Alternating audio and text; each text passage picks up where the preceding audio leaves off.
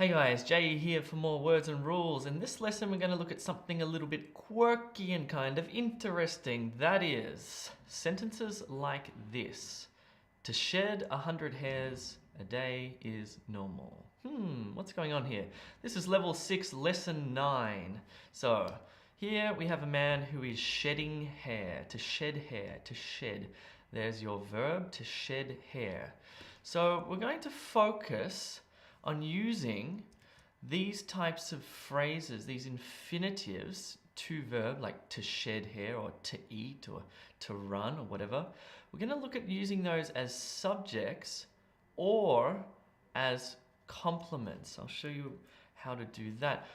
Why are we going to do this? Well, we need to vary our sentence structures, okay?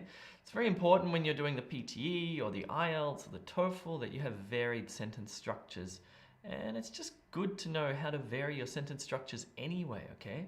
So let's have a closer look at this. So first we need some words. Well, here are the words. On the left-hand side, you've got a full sentence. So we've got the to verb, to learn is important. And here it's acting as the subject of the sentence, because here we have the verb. And remember, anything coming before the verb is the subject. So this is the subject. To learn is important, fine.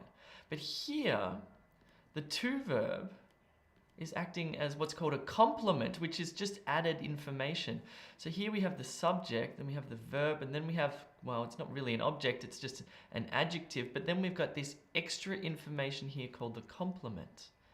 Okay, so they're the words that we need.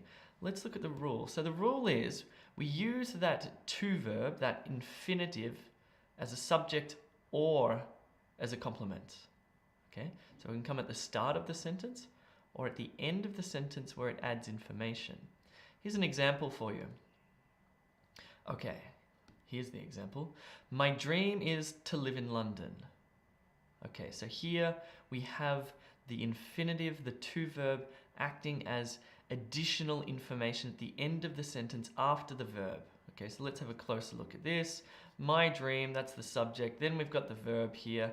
Fine, subject, verb, and then we've got this sort of added information here, the complement, and then we've got an object over here, no problem. So what we can do if we want to vary this sentence structure is we can move that to verb to the beginning of the sentence. And we can say the exact same thing. To live in London is my dream.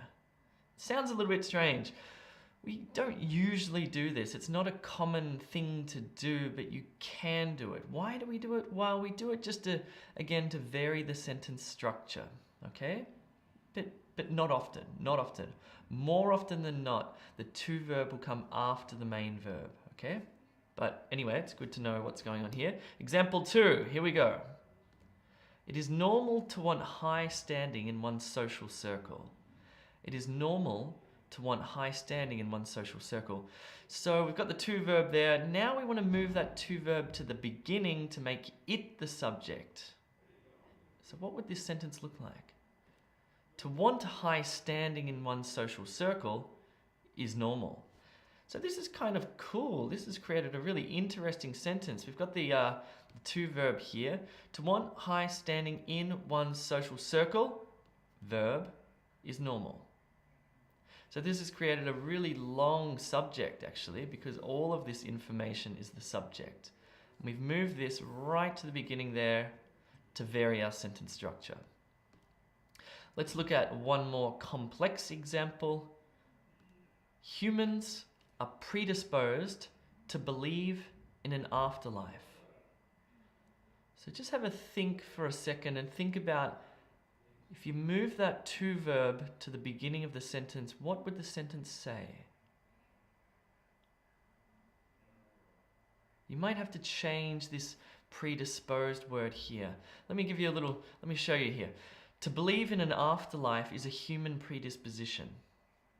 So we've moved that to verb to the beginning. We've had to change this. This is predisposed. So this is predisposed, and we've changed it to a human predisposition. So we've changed it there from a participle to a noun. This is a noun. This is one of those past participle thingies. Cool, but that's fine. It says the same thing, but it's just varied the sentence structure. Cool. No problem. So let's recap what we've learned. We've learned that we use an infinitive, a to verb, as a subject or a complement, and we do this to vary our sentence structures. So your turn. So here's the guy who's losing his hair. I want you to turn this sentence into one of the varied sentences. I want you to move that to verb to the beginning of the sentence. Write your answer, please, into the comments below. Don't forget to click like and subscribe, and I'll see you soon.